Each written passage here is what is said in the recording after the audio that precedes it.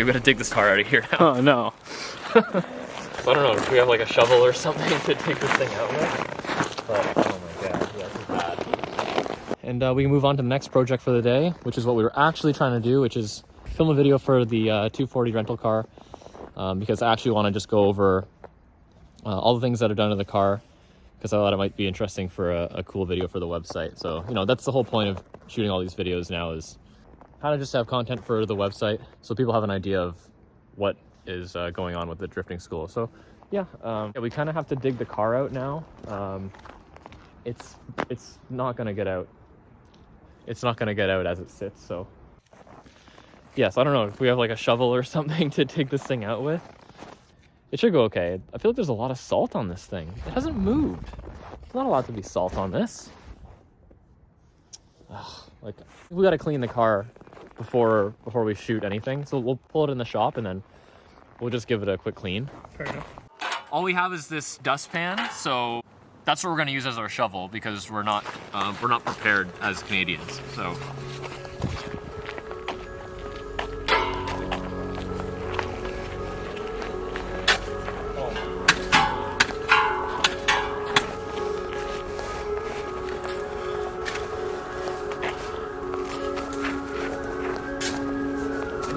Camera and say like, oh my god.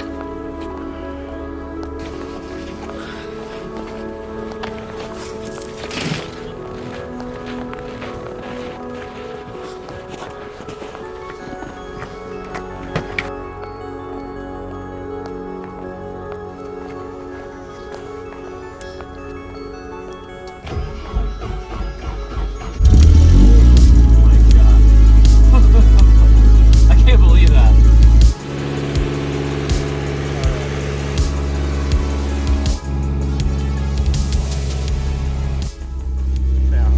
Intro to the video, basically. Yeah. Okay, guys, we just fired up the car here. It just kind of sat for the last 3 months here. It fired up, no problem. It's kind of funny. It was a pretty slow start, you probably saw there, but yeah, I'll just bring it in the shop now.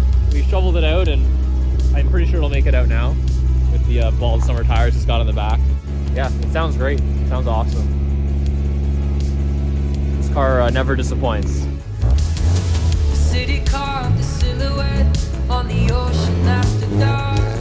Over the lonely and the holy and the red blood beating hearts. Up from the dirty black water, the shadow void of form raised itself out of the river, and it climbed upon the shore.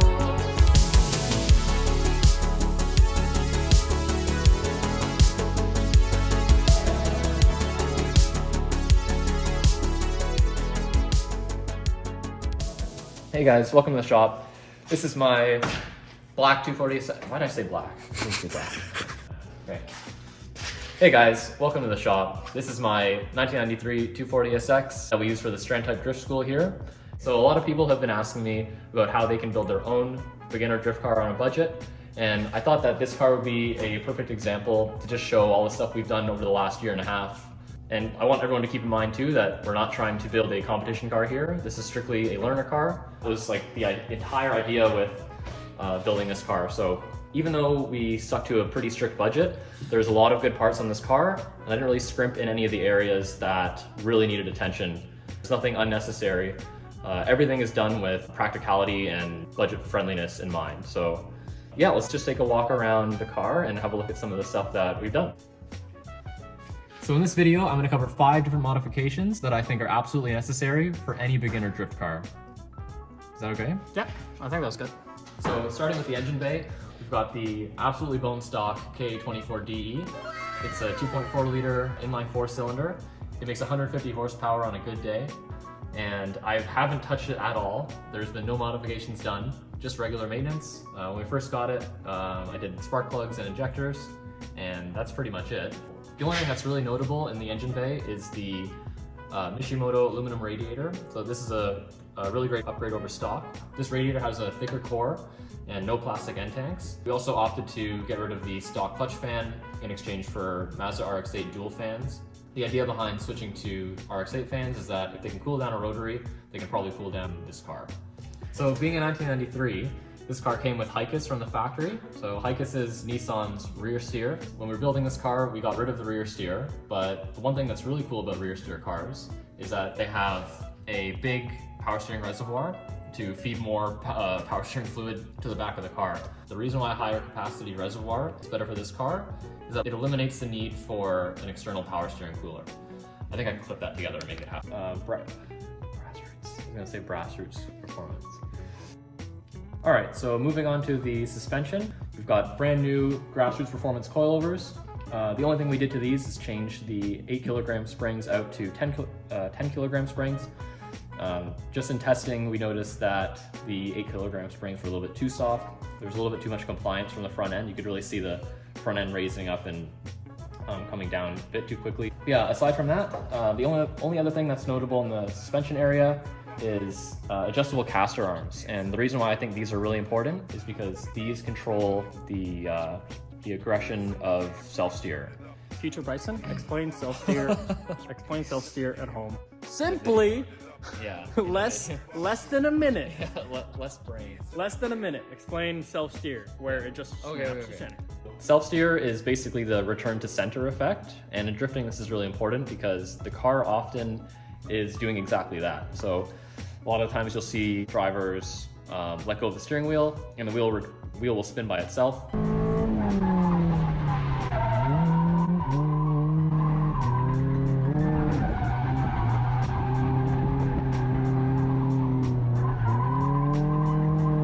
And this basically just changes how aggressively, lengthening and shortening this arm changes how aggressively the wheel will spin by itself.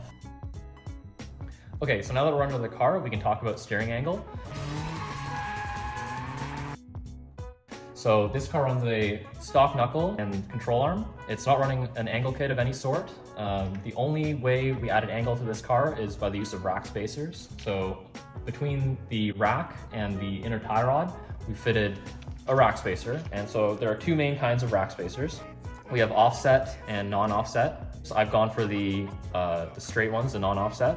What the offset ones do is mimics moving the rack forward, which is also an important modification that we've done. But the problem with the offset rack spacers is that it puts a lot of strain on the rack. So I've gone ahead and moved the rack forward properly with these steering rack offset bushings. So these do a couple of things. One, it gets rid of the mushy stock bushing, and two, it moves the rack up and forwards. Forwards being the more important part. And I probably shouldn't get into this because that's more of a steering geometry thing, but I can talk about that in another video.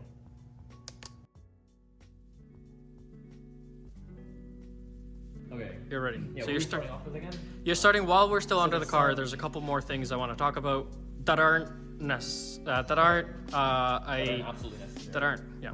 All right, so while we're still under the car, I just wanted to point out a couple things that aren't absolutely necessary when you're building your drift car, but we went ahead and did it anyway. First thing I want to point out is the exhaust. You don't have to make yourself a nice exhaust, but we did it anyway. The stock manifold back. So I cut the manifold right here, welded on our own flange, and we made a 3-inch exhaust. Yeah. So let's continue to the back of the car. So one other thing that's kind of funny about our exhaust, because the car is so low, we welded on our own little skid plate because obviously you can see here that the exhaust was scraping the ground a little bit too much. So that is our little solution to that. Okay, yeah, so the other thing that's not absolutely necessary that we did, and might not be necessary for your vehicle application, is we did a subframe swap from a S14. And basically we did that just to get rid of the rear steer. And it has some really cool suspension geometry characteristics. But the one thing that I think is the most important is having good subframe bushings. And the reason I think these are super important for your drift car is to eliminate driveline shudder. So driveline shudder is basically when you apply a lot of torque to the rear end of the car, which is happening all the time in drifting, and you can feel the whole rear end of your car shake. That's usually because you have worn out bushings. So what we've done is we've made our own aluminum subframe and diff bushings here. This basically takes care of all the driveline slop going to the back of the car. So you don't necessarily need aluminum subframe bushings. The reason we chose aluminum bushings specifically, because this is a dedicated drift car. If you have a street-driven drift car, you can also opt for polyurethane or even brand new OEM bushings. So one other thing that's really cool about these subframe bushings is that they raise the subframe by about 20 millimeters. And why this is really cool is that you can run the car incredibly low and still have really good suspension geometry and really good CV axle angle. Hey guys. And lastly, we have interior mods. So I've done a bunch of things that I would do to my own cars. This is just stuff that I would typically do. If I could only choose one interior mod, I would absolutely recommend a good bucket seat. So since this car is used as a rental, I made sure to keep a seat slider so that the seat can go incredibly forward and incredibly far back and basically fit any kind of driving position. The other thing that complements a bucket seat really well is a set of race harnesses. The bucket seat is great for controlling side-to-side movement when you're driving, but the racing harnesses will limit your up and down movement and forward and back. Aside from the bucket seat and harnesses, we have a Sparco high offset wheel. I like the high offset dish to the wheel because I sit quite far back. One of the things I also recommend too is a quick release adapter, just so it's easier to get in and out of the car. The reason I don't have that on this car is because it has a cool tilt function, which gives you plenty of leg room to enter and exit the car. So the last thing in the interior to talk about, aside from this huge handbrake, aside from this huge shift knob, is the lack of a hydro handbrake. So I've chosen to stick with the stock handbrake, and you can see here too, I've also chosen not to have a drift button in this car. A lot of people use a drift button, that's fine. I recommend if you're learning that you start without one. If you only ever driven with a drift button handbrake, then you will only ever be able to drive with a drift button handbrake. So there was one time I had an experienced driver come in to drive the car. He got in the car, took one look at the handbrake, and was like, oh, well, I guess I'm not using the handbrake. And I said, well, why? It works perfectly fine. And he's like, oh, well, there's no drift button. And I said, what do you mean there's no drift button? You've been driving for 3 years. You should be able to drive with no button. Not having a button shouldn't stop you from using the handbrake because it works perfectly fine. That's the reason why I think that everyone needs to learn on a stock handbrake with stock button. There are some cars that are known for having unreliable stock handbrakes. And in that case, I would want to switch out the stock handbrake for a hydraulic handbrake. But if you have a reliable stock handbrake, there's really no reason to switch away from it. All right guys, so that was my handful of things that I think any beginner drift car needs. And just to go over them again really quickly, we've got a solid, reliable engine power plant. Most times this means a completely bone stock engine with just a couple mods. For this car, we've done cooling rods only. Number 2 would be a good suspension setup. So what this usually means is a decent set of coilovers and usually a caster arm and a rear camber arm. The next thing we want to look at is a solution to the stock angle. A lot of cars have really great steering angle from the factory, including this one, but I've opted to go for a minimal increase using steering rack spacers. There's a misconception in the drifting community that everyone needs a full angle kit to drift. This isn't true. A lot of cars are great drift cars right out of the box. Fourth thing would be replacing any worn bushings. If you're only going to replace any bushings in the entire car, I would recommend doing the subframe bushings. All of the torque from the engine is translated into the rear of the car, so you're most likely to experience any kind of bushing shudder in your rear subframe. So totally recommend solid subframe bushings, but polyurethane is also a good option too. Lastly, we have a finely tuned interior. My personal recommendation is doing a seat if you're going to do anything at all.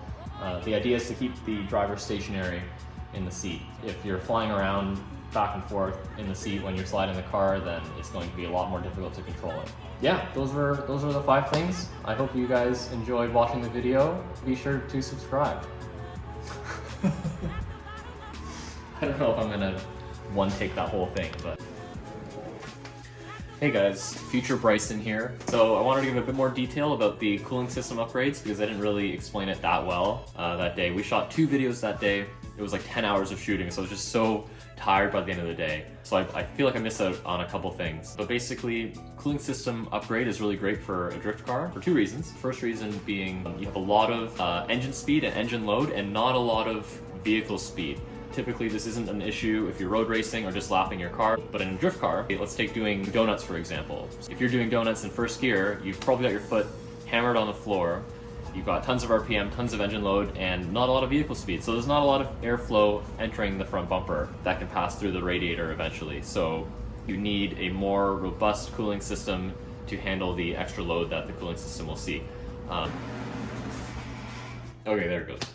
So anyways, the second reason that a cooling system upgrade is really important is the angle that the vehicle travels in relation to the path of airflow. So this is something that most people in road racing are thinking about because the car is always traveling in the same direction as the airflow that crosses over top of the vehicle. But in drifting, it's a bit different because we're not always traveling directly into the path of the airflow. Just for a crude explanation, let's say our car's facing this way, traveling this direction, and our path of airflow is traveling this way. As you can imagine, not a lot of airflow is going to get into the front bumper. It's going to hit it at sort of an angle and not funnel in very nicely. So you have probably, let's say, half or even less than half the amount of airflow that you'd be getting normally through the front of your bumper. So two reasons. So we've got way more engine load and engine speed or engine RPM relative to forward travel, and we have a difference in travel of the vehicle relative to the path of airflow over the car. So those are the two reasons why the cooling system upgrade is super important. I have a lot of people ask me about that when I showed them